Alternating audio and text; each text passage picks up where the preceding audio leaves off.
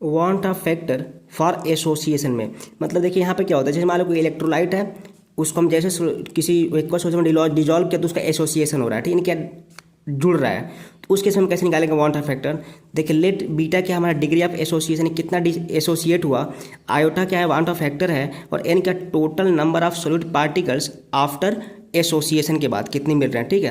देखिए एग्जांपल जैसे हमारा फॉर डाइमर, एक डाइमर बन रहा है यानी दो मिल के एक बन रहे हैं तो एन की वैल्यू 2 लेंगे।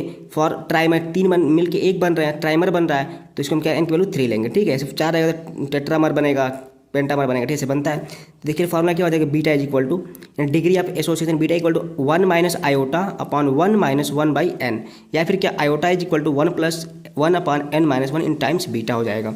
देख बीटा क्या था, बीटा क्या था हमारा, डिग्री ऑफ एसोसिएशन था। देखिए फॉर एग्जांपल मेरे पास क्या हो जाएगा, मेरे पास एसिडिक एसिड है, मैंने क्या बोला जो इसका डिग्री ऑफ डिसोसिएशन परसेंटेज में कितना 50% है, यानी बीटा कितना हाफ है, इसलिए मुझे क्या निकालना है, वांट ऑफ फैक्टर निकालना है। जैसे मेरा एसिडिक एसिड जाएगा वाटर में तो 2 मोल था, एसोसिएट होकर देखो डाइमर बना यानी कि 1 मोल बन जाएगा, एन की वैल्यू कितना आ जाएगी 2 आ जाएगी, डाइमर देखो 2 आ जाएगी, ठीक है। जब रखेंगे फॉर्मूला में तो आयोटा कितना हो जाएगा मेरा, सॉल्व करने में 3/4 हो जाएगा। तो ये मेरा किसका हो गया, want of factor for association के लिए क्या लगाएंगे फॉर्मूला, डिग्री ऑफ एसोसिएशन मुझे चाहिए, beta is equal to 1 minus iota upon 1 minus 1 by N हो जाएगा। एन क्या है भाई, total number of solid particles after association, ठीक है, एसोसिएशन डिसोसिएशन नहीं बोलेगा, ठीक है। Thanks for watching, like and subscribe my YouTube channel.